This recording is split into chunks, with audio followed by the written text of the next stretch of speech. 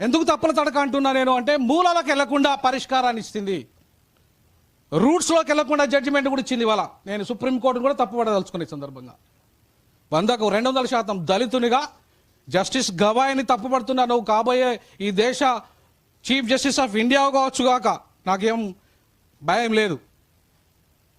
నేను ఒక లా ప్రొఫెసర్గా ఒక బాబాసాహెబ్ అంబేద్కర్ కంటే ఎక్కువ కాదు. నువ్వు ఆకాశం నుండి ఊడుపడలే Gavai. You are also an untouchable. అది మాత్రం గుర్తుపెట్టుకో. నువ్వు నీ 35 మంది గ్రూపులో నువ్వు అన్టచబుల్వే, నీ జడ్జెస్లలో నువ్వు అన్టచబుల్వే, గుర్తుపెట్టుకో జస్టిస్ గవాయ్ గారు. నువ్వు